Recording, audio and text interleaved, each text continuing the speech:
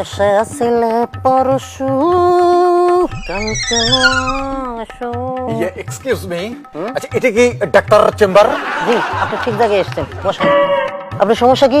আর বলবেন না ডাক্তার, আমার কথার সবকিছুই ঠিক আছে, শুধু এই র জি, র রটা উচ্চারণ করতে গেলে হর কুর্রি একটা প্রতিফলিত হয়। তা আপনার নাম কি? সগির বাড়ি কোথায়, দেশের বাড়ি? ঝিনেদার আদর্শ পাড়া। কখন আসছেন? এই তো দুপুর। বুঝছি, দুপুর বেলায় তো খাওয়া দাওয়া করেছেন তো? আচ্ছা আচ্ছা, কি দিয়ে? মাগুর মাছের তরকারি আর করলা ভাজি।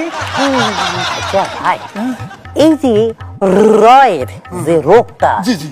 এটা কখন আপনার ভিতরে ঢুকছে? আর বলবেন না ডাক্তার, আমি গিয়েছিলাম এই কুরবানির গরুর হাটে।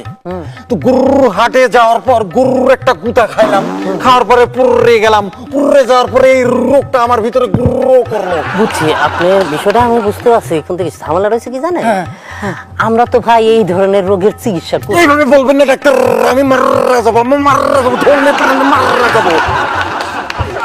আর দূর ভাই, হ্যাঁ? আমার কথা তো বুঝবেন। না, আমাকে ভালো করে দিতে হবে, আমি মারা যাবো, আপনি বুঝার চেষ্টা করেন। ওরে, আপনি আমার হাত ধরে যে ঝাঁকাঝাঁকি করতেছেন, আমি তো এমনি মরে যাবো গা। আপনি আমার কথাটা তো বুঝবেন। আচ্ছা বলেন, কি বলবেন? আমি ডাক্তার না, আমি কম্পাউন্ডার। ডাক্তার সাহেব রুগী দেখতে গেছে। আগের থেকে বলবেন না ডাক্তার, ওরে মাররে, কে কোথায় আছো, আমাকে ধর। এই যে ভাইজান, কথা না বাড়ায় আপনি এখান থেকে খাইছে। এটা আমার ভিতর ডাউনলোড হলো কখন?